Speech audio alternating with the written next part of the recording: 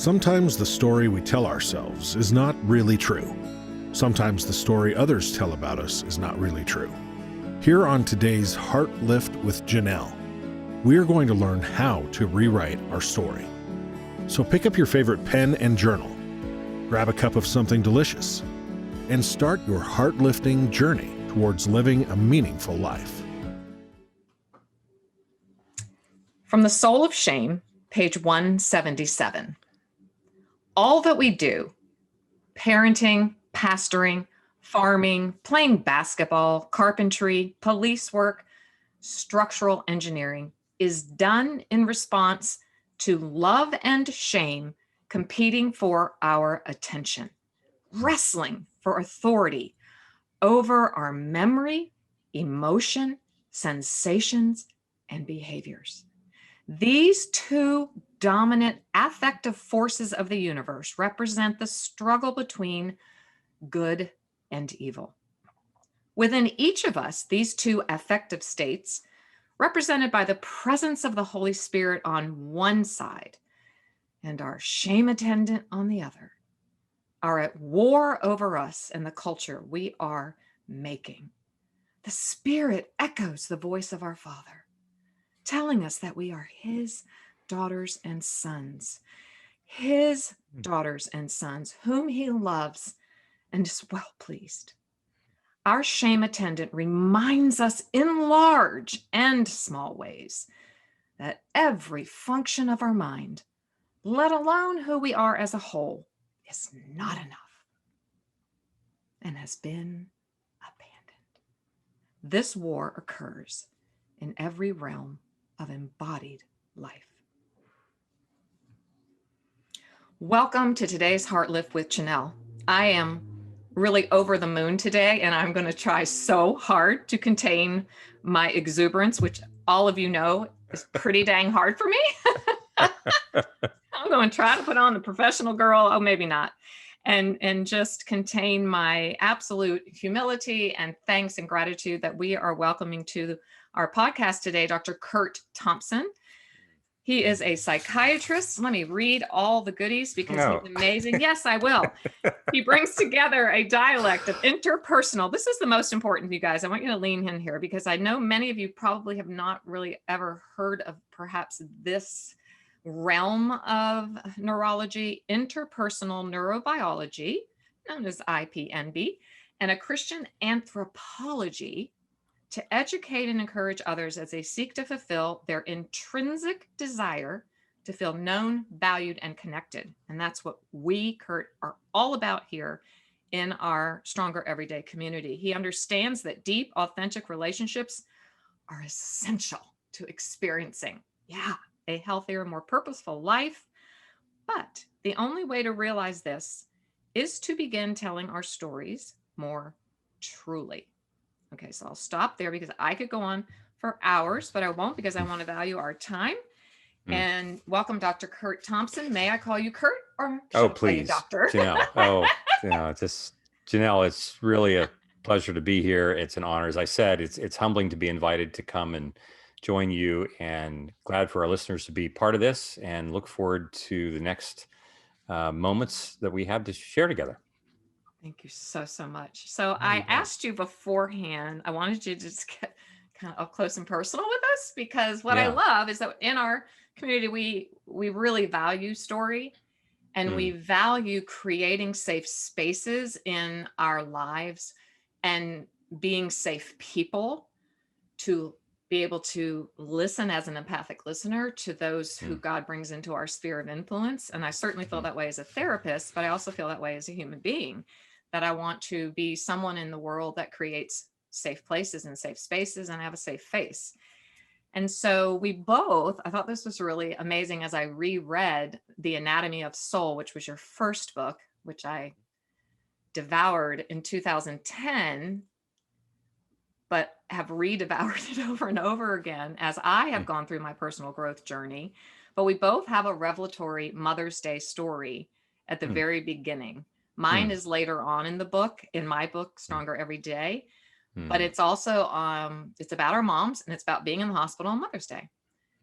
So I didn't know if you might read for us that beginning story in your book, The Anatomy. It's not the anatomy. I always say the anatomy of the soul. Yeah. If you would mind reading that, or I can. Would you prefer me to? Because I have the book right here. I don't have the book in front of me. Okay, I'm good. I'm sorry. Yeah, Oh, sorry. don't be sorry. It's all good. Yeah. And it's highlighted so much. Just for everyone watching in video. Yes. And I totally, yeah. Yours was Mother's Day 2004. Mine was Mother's Day 2018. And I think that they're both so highly relevant.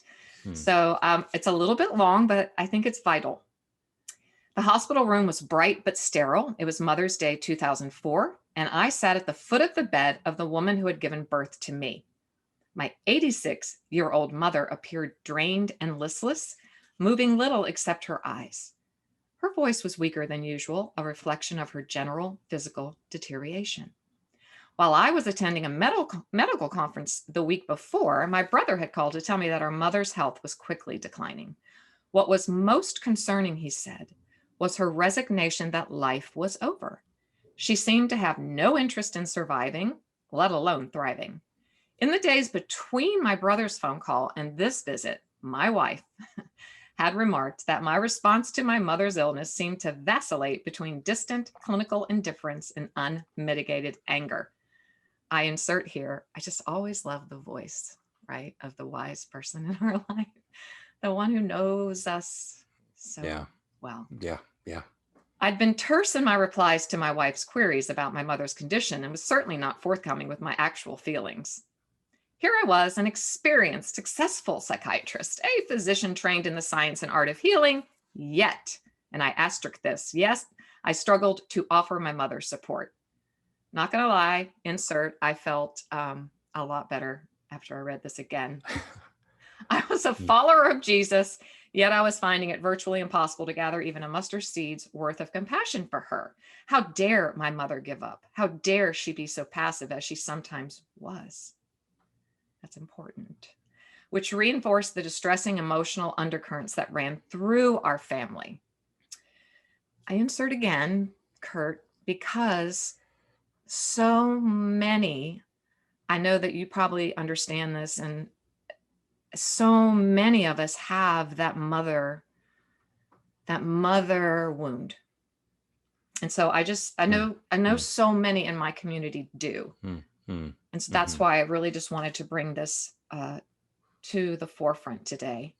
We were skilled at maintaining the illusion we were well, when in fact we were, in some respects, rather ill.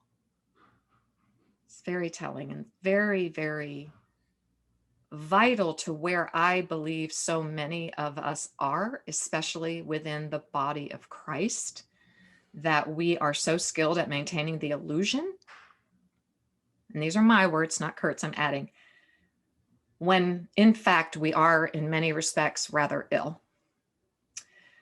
Curt writes, my mother's apathy reactivated my sense of inadequacy and of being alone in the world. I could find little solace even in my spiritual experience. And that was very important to me too. Not in prayer, he writes, not in scripture, not in my deep and meaningful friendships. My mother was easing toward death and seemed not to care how I felt about it. She was fragile, but in my fear, aloneness, powerlessness, and anger, I didn't feel much compassion for her plight. Your story, it moves me every single time because it echoes my own, but I know it echoes, probably thousands of people, if not more. So I just wondered if you would be willing, Curt, to share with us a little bit about that journey that you went on with your mother and how it led you into really, I think, the work you're doing today on many levels. Well, Janell, I'll back up just a moment and say at that medical conference where I was the week before I got that phone call from my brother, I think, I was sitting in this half-day conference with Dan, and I Dr. knew Dan by the end of that half-day conference, I wasn't sure what or how, but I knew something was changing, and I wasn't going to be the same after that. But I really couldn't. I would say it was something that I felt. it was kind of sitting somewhere in my lower brain. It hadn't worked its way all the way to my prefrontal cortex yet, where I could put words to it or comprehend what was going on. Yeah. And I would say further that my experience in that hospital room was yet one more experience that was further launching me into this path of trying to pay attention to things that I'd never paid attention to, awakening to things that I Wow. didn't know. And Hmm. and so, as I wrote in the book, the whole notion of a number of the things that we'd covered in that medical conference not just a week ago were starting to tumble through my mind, even as I'm sitting there in the room with my mom. And Mm. we started to recount some stories that she had recounted literally dozens of times with Yeah. me in the past. And I think that I had, because in some respects, I played the role of an emotional advocate for her in our own home. I played a Mhm. role that probably was not good. It was never intended for me to play. Yes. And there were certain elements that, whether I knew it or not, I probably resented that. I Mhm. probably didn't like the burden of that, didn't know what to do with that, Yeah. was irritated at that. Yeah. And I think for the first time, I had a glimpse of what it meant to be compassionate with someone Wow. in a way that I'd never really been able to be genuinely so with Mm. her before. And really Mm. coming more viscerally in touch with how it was that this woman who had, was my mom, and who I was having, I was irritated with her, like, why is she just going to kind of like roll over and die? Yeah. Also kind of being reintroduced in that hospital room to the reality of the fact that she was an orphan growing up. Right. That And, was what was so pivotal to me, was that you had finally, that awakened in you that, wow. Yeah. yeah. And of course, this really having a lot to do with attachment issues, Yes. and discovering that, I mean, these weren't principles in the abstract that I was unfamiliar with. The whole notion that she'd done the best that she could. I mean, I'd been in training. I mean, I got it right. Mhm. These things made sense, Here. but they were making sense in my left hemisphere, but they weren't really Right. working their way literally into my body yet. Right. And I would say that time in the hospital with her was what I would consider to be, if you're going to the moon, you have a Saturn V rocket and it has multiple stages, and you Yeah. need the first stage, but the first stage doesn't get you to the moon. You need other additional stages. Right. And I think that for me, that conversation was like the first stage of that Saturn V rocket. There have been multiple stages since then. It's been now 17 years Right. since that day, since that took place. And there have been multiple stages since then, because what felt like an awakening at the time, it's one thing for your alarm to go off, Mm-hmm. and now I'm Yes. awake.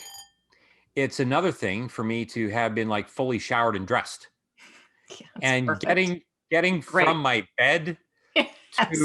to my desk at work. Like when I move away from my bed, that's not like moving away like to my office. Like No.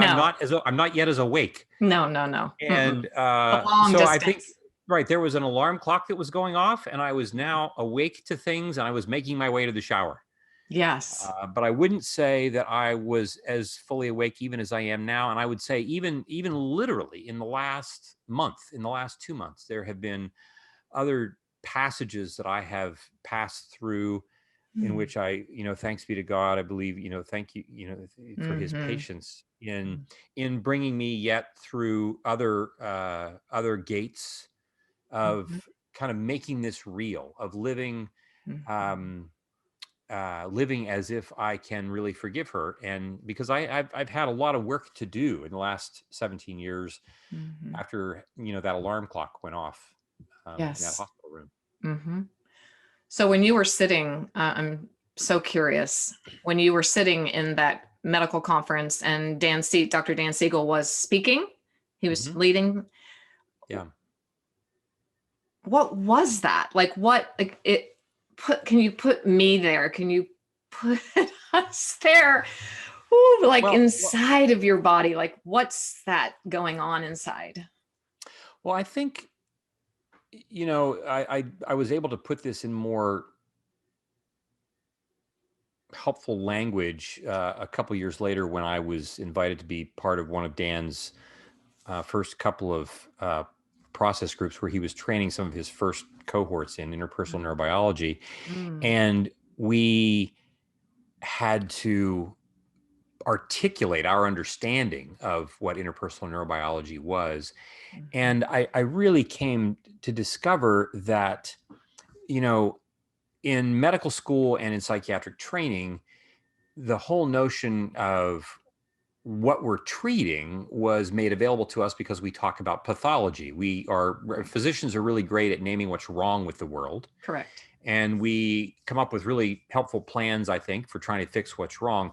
But even physicians haven't done a great job necessarily over the course of our history, let alone in psychiatry in particular, of describing and naming what health actually is. Yes. We don't talk much about what goodness and mental health is. We can identify when it's wrong. That's not hard to do. And so, as long as I'm not having chest pain, I think I'm healthy, right? Exactly. Yes. As long as I'm not having panic attacks, I would say, yes, I'm emotionally pretty healthy. As long as I'm not, drinking a 6-pack every other day, yeah. But I'm functioning. I'm functioning well. Right. And I think that we find this to be the case. I mean, the rich young ruler, for instance, this was a cat who had everything together. He was functioning on all 8 pistons. And of course, he comes to Jesus with this question and asks, how many more, what other pistons can I put in my engine to get then into the kingdom of heaven? Yeah. And Jesus is saying, I want you to turn your engine off. Wow. And the whole notion that I want to fix things, the whole notion that I need to see myself as a problem, of course, is a function of shame to begin with. Because one of the things that shame tells us is that it helps us, it facilitates my seeing the world through a lens of it and me being a problem that needs to be solved. But of course, I'm the ever unsolvable problem. There's never going to be enough time for me to be solved because with everything I fix, there's just 10 more things that I discover that I need. I tell people, I'm just so glad that there are only 10 commandments, because if there were more than that, my confession would last forever. I'd be breaking 20 commandments every day. I'm just so glad that they limited it to 10. Thank you, God. I think you could. I think you could have probably done it in 4 or 6, but would have been nice. Whatever. Right, but we're not God. Right, and so I do sense that when I'm sitting in that conference with Dan was naming, the whole premise of interpersonal neurobiology is not primarily, first and foremost, a framework of understanding what's wrong with our minds. Which is it's just revelatory, refreshing, and redeeming all at the same time. Yeah. It's a framework that begins with actually describing, well, what is the mind in the first place, right? I'm in medical school and psychiatric training, 8 years of training, and I did not have one class, let alone one course, that described what is the mind. You would be worried if you went to your orthopedic surgeon and they didn't really know what a bone was. That would be a problem. Wow. Why would you go to a psychiatrist if they don't know what the mind is? Oh, that's because we haven't really done that much. Well, it's not just psychiatry, it's psychology. The field of mental health, most folks don't have a working understanding and description and definition of what the mind actually is. The work of interpersonal neurobiology has sought to do that, but moreover, it has sought to define not just what it is, but what does it look like when it's flourishing? Yes. What does it look like? That would be the realm of eudaimonia, positive psychology, correct? Yes. Right. And sure. And from a neuroscience standpoint, we would say we talk about the mind in the same way that we talk about any other system in the world, living or non-living, that is flourishing. Yeah. So it's a system that is flexible, adaptive, coherent, energized, and stable. That acronym that Dan came up with of FACES. And so when we can now ask patients, instead of just, well, have you had panic attacks? The answer is no. We say, well, you must be healthy because you're not having panic attacks. Yeah, you're doing really well. Right. You don't have chest pain, so you must not have heart disease. Yes. And so, but we can ask our patients, we can say, well, let's talk about to what degree this week your life has felt flexible, adaptive, coherent, energized, stable. Yes. They can, and in so doing, we actually do something else, I think, that we know this intuitively as psychotherapists, that one of the things that we are really doing in working with our patients is that we are working to fire their imagination in a new way. Would you just explain that to my beautiful listeners? Because I get it, but I'm not sure that they'll, 'cause, imagination is not a word, especially within the Judeo-Christian worldview, that is really unpacked as well as you do it. So, Well, I think, one of, you and I, we were talking before Mhm. we started about Mako Fujimura, Yeah. and he and I've had the privilege of, we become friends in the last 2 or 3 Mm. years and had the chance to talk about some of these things, this notion of beauty. He has this marvelous book that just came out, Art I and know. I Faith. just did a podcast, Right. not with him, but Yeah. about kintsugi and Yeah. yes. Right. And so this notion that we are made to make things. Yes. We are not just made to be known. We are made to be known, right? Yeah. For the person who loves God is known by God, 1 Mhm. Corinthians 8. We Mhm. are known by God, but we are not just known by God just to say, oh yeah, I checked that box. Like now I'm known by God. I'm known by you. I'm known by my wife, my kids, my friends. Mhm.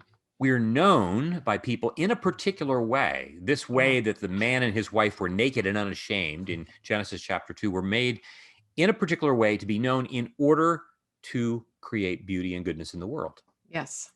And that beauty and goodness is not just something that we're making, but it is something that we are striving, that we are working to become. Yes. Becomes vital. But but we would say that sin and our brains and the way that they kind of dance with each other are wired in such a way that most of what I pay attention to most of the time are those emotional states that are emerging out of places of fear and shame. Yes.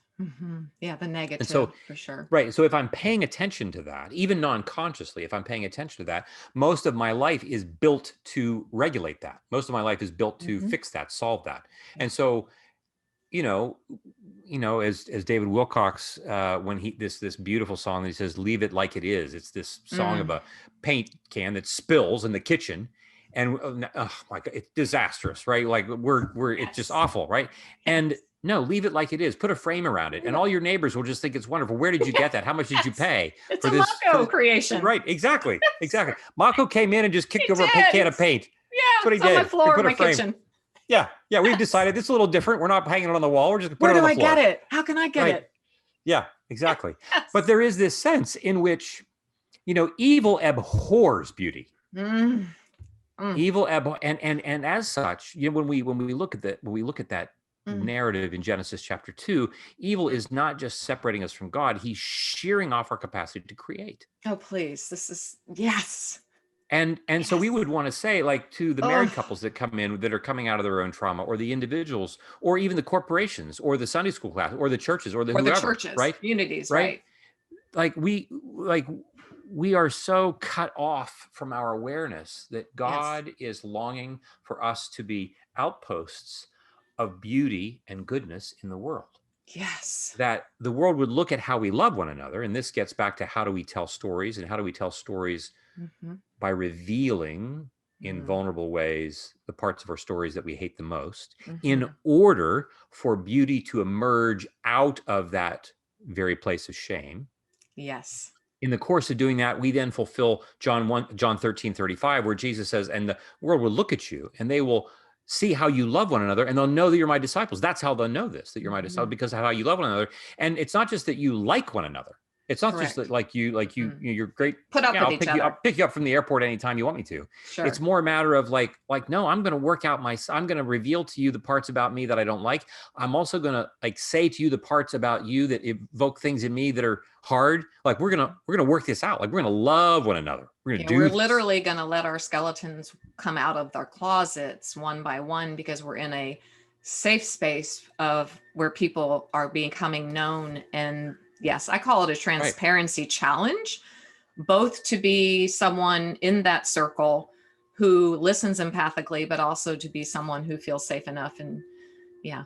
Right. Yeah. And I think it's important and helpful for us that when we are in that, what did you call it? Your transformational, Transparency challenge. Transparency challenge. When you're in that space, that we are not here to fix a problem. Now, of course, Yeah. I'm not saying that like we throw that language out altogether, and we're not throwing the baby out with the bathwater. Of course, I know how to fix it. I need to know how to fix it. Otherwise, I can't change the tire when it's flat, right? I'm I really need to know how to glad you're do this, bringing this up though, because I hate it right? when people go, "Can you fix me? Can you fix that?"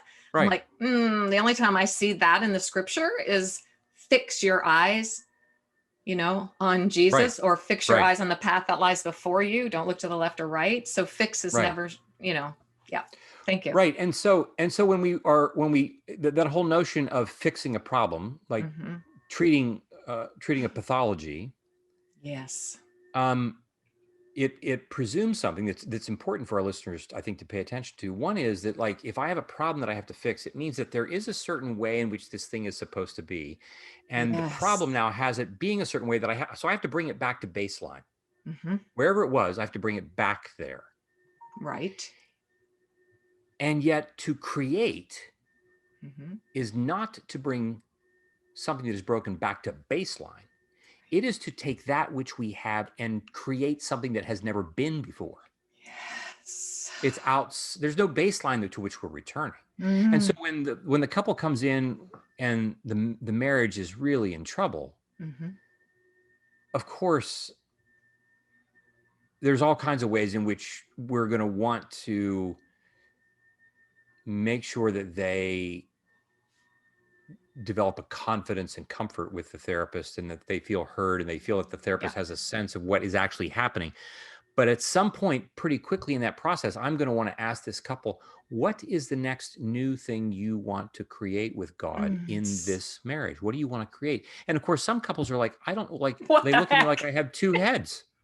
I know, when I first heard you bring that question into the Therapeutic Alliance, I heard you on another podcast, and I was like, that's just brilliant. But I can imagine the gap that begins because who knows how to answer that question? Create something? What? We're just here to fix our problems. Right. But just like raising children, Mm-hmm. I don't know. I don't know how many of our listeners have kids who are like teenagers or adults or whatever, right? A lot, And, probably. I said that, teenagers or adults or Adults, whatever. I don't or know. whatever they are. I don't know what the whatever category actually It's after 25. is referring to, right? Okay. But we've all had the experience. We've all had the experience of having a conversation, with our kids, that we're working through things. It's at some point, right? And our kids, and for us, this usually happened in and around like teenage years, where we're having a conversation. They're working through something in their life, and we're talking, and they're kind of not maybe seeing our point. Really? Right there. Oh yeah, they're not seeing our point. They're not seeing our point. And then one day, our daughter or they come home and they say, Mom, I was talking with Michelle, one of my wife's good friends, and she talks with Michelle about all the things.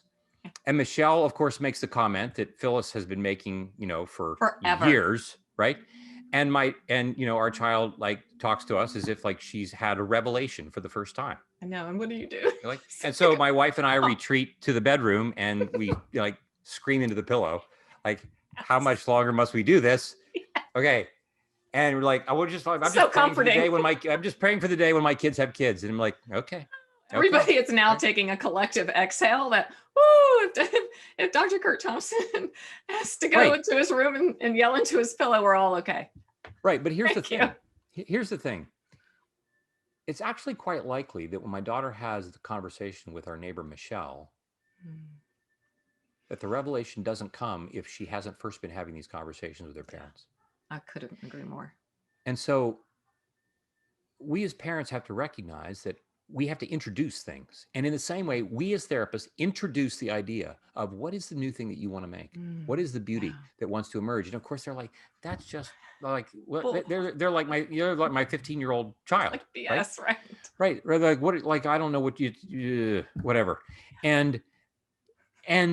But we say it and we keep coming back to this question. And do they ever say, to interrupt, but do they ever just go, and I'm not laughing at that. It's just, do they ever go, I don't know, but can you just fix this? Like, we don't want to use that kind of energy. Like, they don't even know they possess that energy. Because to me, it is such a foreign concept, the act of creation. rather Right. than fixing a problem. Yeah. Right. And this is, although I would say, yeah, absolutely. And I think that it's, again, it's like rearing children. Like you don't, like there's, humans take 18 years or 36 years to leave the house. I mean, it's Depending where you live. one of those two choices. And the notion that it takes a while, right? I mean, we Yes. take longer than any other biological organism to move from birth to adulthood. Yeah. And this process of introducing, and the same thing is true in the consultation room, that we are introducing this notion of creation to people in ways that are new. And this is where I think actually being fluent in integrating the biblical narrative with our work is really important. So for instance, when we, Yes. when they, I mean, if these are people who are believers, I think it's important to be able to appeal to the stories of the biblical narrative in such a way that we can say, like, creating is a really hard thing. It's a really, really hard thing, and nobody knows this more than God. Like God knows that creating things is it's really hard to do. If you're going to make something, like there's a chance that like things could go dreadfully wrong, and He knows exactly what that's like. And there's all kind of risk involved, and it's really frightening. Which is why I'm far more likely to say, "Could you please just fix me," than for me to have to begin to trust and take the risk of being hurt all over again. And so we say, "Yeah, we get this," and so we don't expect you to. In your first painting class, create something that is going to be a Mako Fujimura. Correct. We expect you to Nor in do my something 10th. that's going to look like your first painting class. Yes, it is. But I want you to be in the class. And here's the thing. Yeah. Here's the thing. Even if we're in our first painting class, even if we're not painting, world-class work, we are practicing turning our attention in the direction that is more likely to see beauty as well as create it. And if I am practicing turning my attention in that way, what I'm doing is I am helping the left brain to hold off on its hyperactivity. Yes. And I'm giving space for the right brain to kind of come back to its place of prominence in our lives. Not throwing the left brain out by any scope of the imagination, but restraining it and pulling it back, back from the brink of becoming the tyrant that it has become in so many of our lives, especially when it comes to shame, because shame shame accesses and then takes advantage of my analytical capacity to say, well, here's why I'm not okay, and here's why I'm not okay, and here's why I'm not okay, and so forth and so on. And you're not enough, and you're not this, and you're not that, and you're not this. All those things. Yep. Right. Yep. Can I just take a moment and read a quote from The Soul of Shame, your second book, because it's the one that rocked my world, and it reads, "Shame's presence is ubiquitous and inserts itself into the genetic material of the human storytelling endeavor. One way to envision shame is a personal attendant." This changed my life, and it's going to change yours. So everyone listen. Imagine that you have a completely devoted attendant attuned to every sensation, image, feeling, thought, and behavior. And we talk about that so much in this community. The sensation, the image, the feeling, the thought, and the behavior. However, imagine that your shame attendant's intention is not good. It's not to care for you, but rather to infuse nonverbal and verbal elements of judgment into every moment of your life. The word attendant might at first seem counterintuitive, as it usually applies to someone who has our best interest in mind. But this is how shame works. A wolf disguised in sheep's clothing. Hence, our shame attendant appears in language, feelings, sensations, and images that on the surface seem acceptable, common, and normal, but its purpose is anything but helpful. Can you please, Curt. Yeah. I've never heard anyone share the Genesis story like you. And where I went with that quote in my own book was a scene out of the Game of Thrones, which I don't watch. But when I was writing my book, a friend of mine called, and I wasn't intending to really write a whole full chapter on shame, but it ended up, I started telling my own story, and it ended up being that. And she went, well, then you have to watch this short clip. It's a YouTube clip from Game of Thrones, and it's Circe, and she's going down the medieval practice of being shamed publicly. It was called the Walk of Atonement, or the Walk of that, whatever. And there's this scene, she's stripped totally, she shaves her head, she walks through this whole community, and there's a nun behind her shaking a big nun bell. Like, I went to Catholic parochial school, so they have those big bells, and she's walking behind her, and at first I couldn't understand what she was saying, but she's just going, shame, shame, shame, shame, shame, shame. Well, I just wept, I fell down to the floor. And I thought, that's what you're talking about. And I was so thankful that the Holy Spirit, because I'm very visual, kind of gave me a visual and your words. And right then and there was such an integration of those. So, Curt, how do we, where do we go with that? How does someone, I have these questions, and I wanted to just throw them out. So I wrote in The Soul of Shame, how on earth do I get to that place where I can shake off shame, where I can get rid of my shame attendants? How do I reconcile the resentment and the pain and the loss of being parented well by our mother, or mom is everything, or our fathers?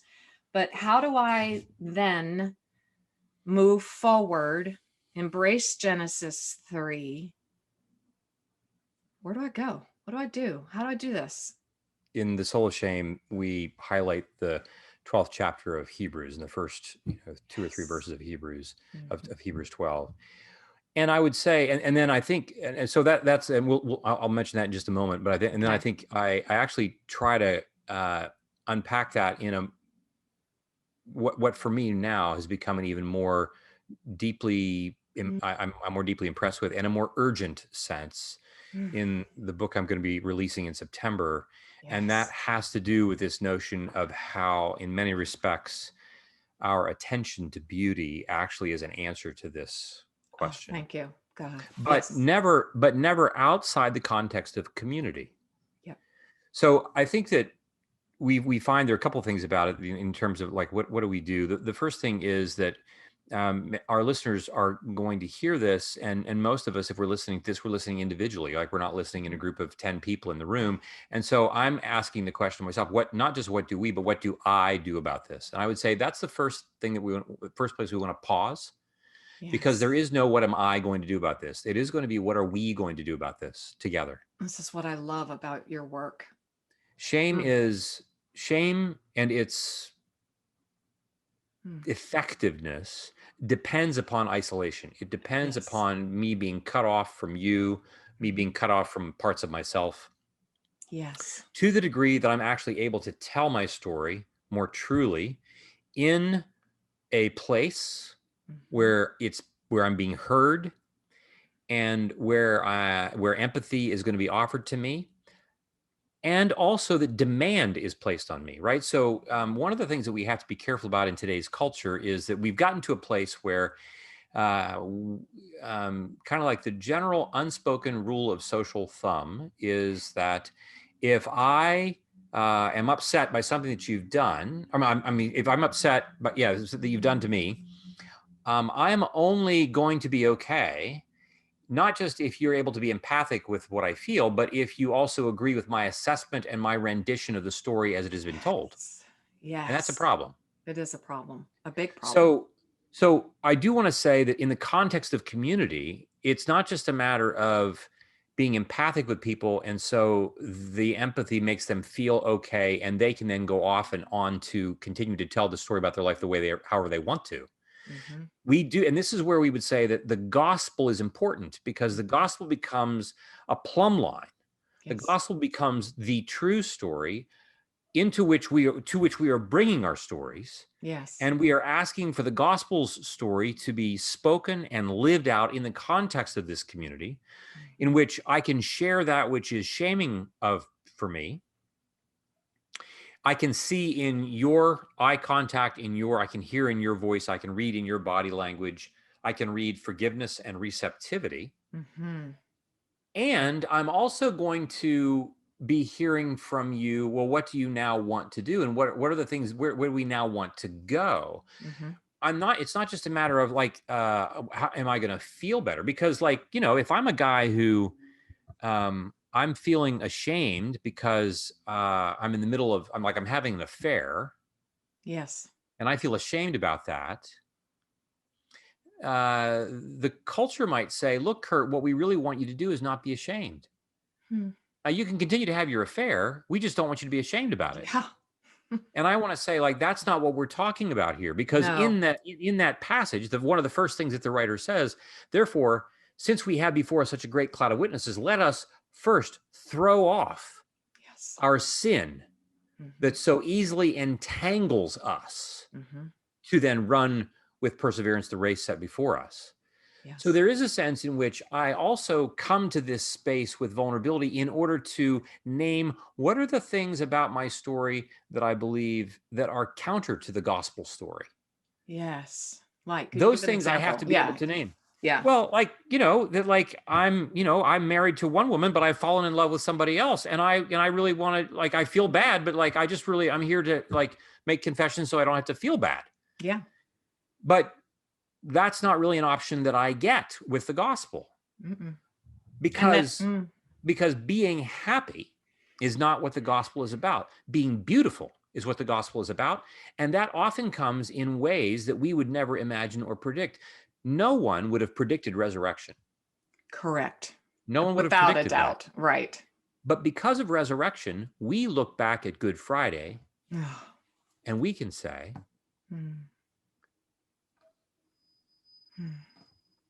in all of our pathos, there's nothing more beautiful than a crucified Lord. Yeah. Because we know where this is going. Right. Yeah. Because of Easter, the cross is everything.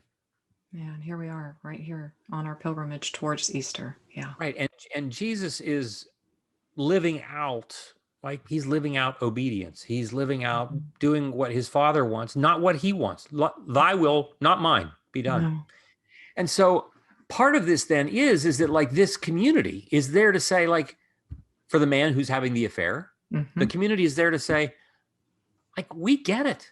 We get it, how it is that things have happened in your marriage and you've got this thing going on for, this other person. Like, we get it. And we validate like your experience. Like, yeah, I get it. The struggle of what perhaps is underneath his need to do that. Right. Right. And they're going to ask all kinds of questions. What are you hoping that this will do? All kinds of questions that get to the hard deck of how it is that it's happening in the first place. Correct. And then, when he wants to say, well, thanks for hearing me. And they say, great, now we'd like to talk about how we're going to help you like work on your marriage. Yes. And of course, this might catch him a little off guard. It just might. Now we're going to hold you to some sense of accountability. Correct. Well, but again, I need, and he's like, I can't do that. I've been in this marriage that's been barren for 30 years. Yeah. And they're like, we get it. And we are going to be your source. We are going to be your wellspring. In order for God to do the work in you to transform you into a person that 6 months from now, 6 years from now, you won't even recognize. Which is a very different way than I just really want to not feel ashamed so that I can go and take care of my want to do desire and do what I want to do. Which is kind of like the way that the world operates, right? I mean, it's how we operate.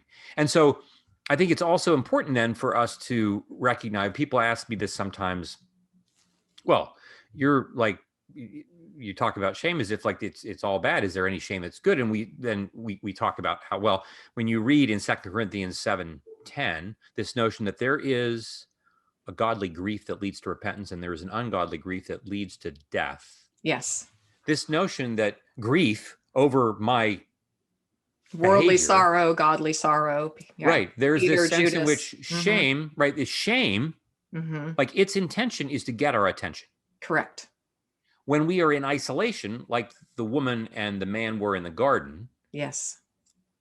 Hiding. it's going to be a problem for me, right? Instead of the shame leading me to repentance, it leads me to further isolation and further disintegration.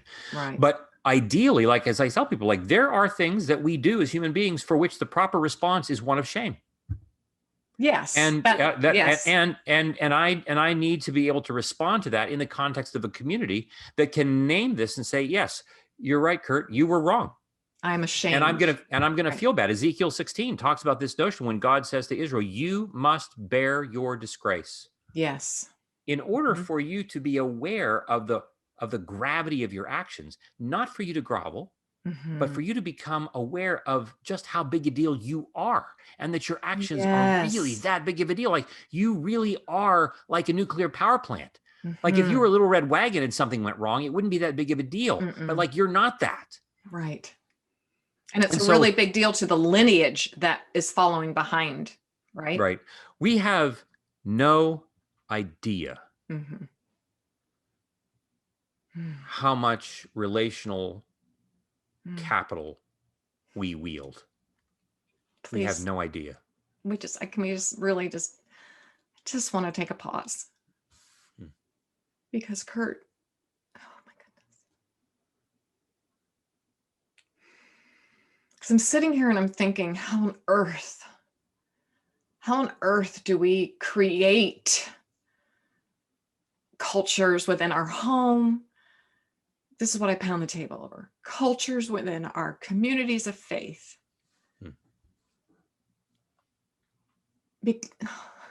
How do we do this where we do grasp the gravity of the power of relationships?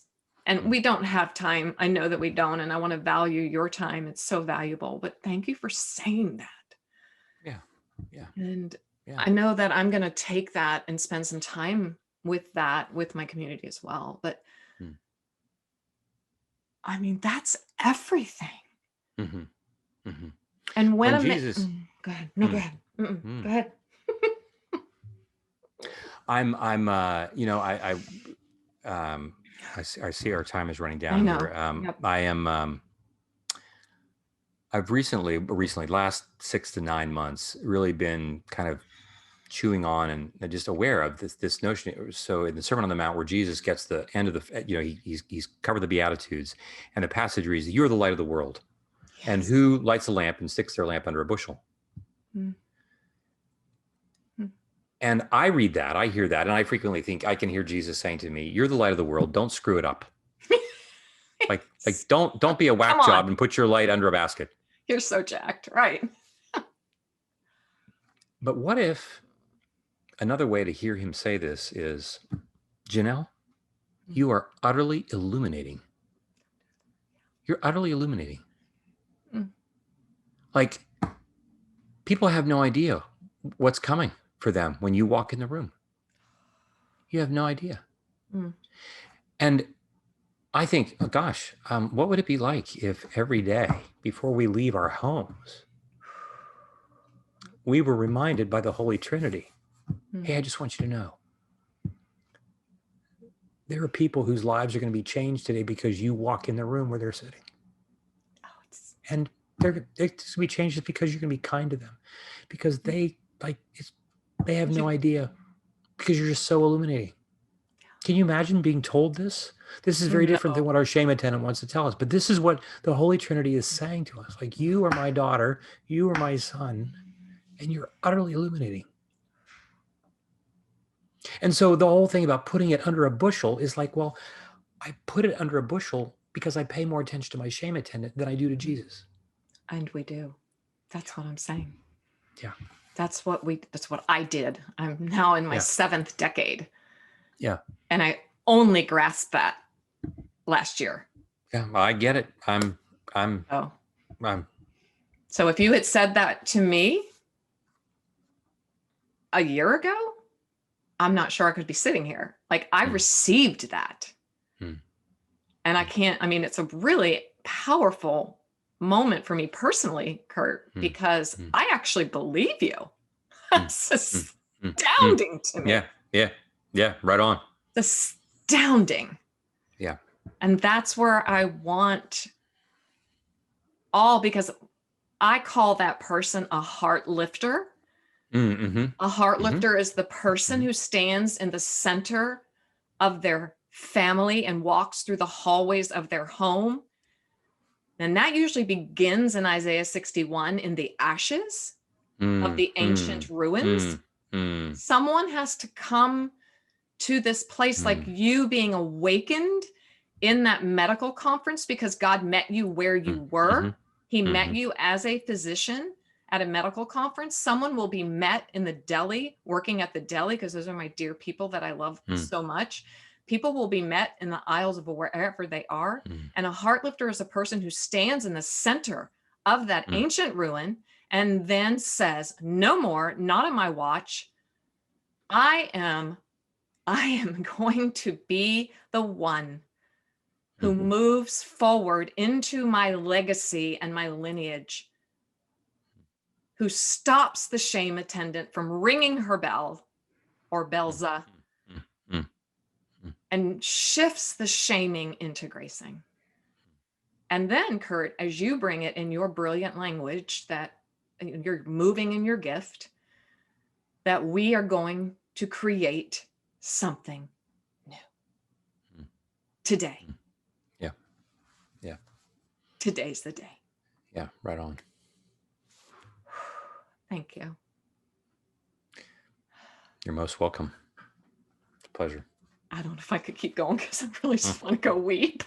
So I'm weeping for all of the voices and the faces and the people and the hearts of those that I know personally and for those that I don't.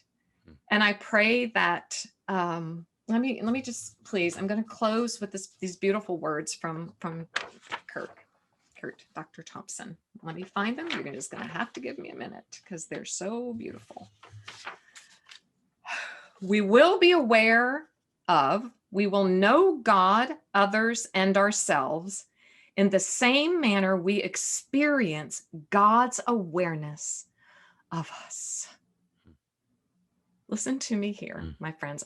This is our lean in moment today. There were so many, but as we come to the end of our time together, I want you to hear this because I heard it in Curt's voice when he spoke that to me, but he's also speaking that to you. There is no hint of shame in God's gaze or voice. None. None. Our attention is drawn so irresistibly to him and how he is attending to us. That's that beauty that Curt is telling us about. We're turning our gaze, we're fixing our gaze on God and how he now is attending to us because he is all good and beauty. Doesn't mean he doesn't discipline us or call us to obedience.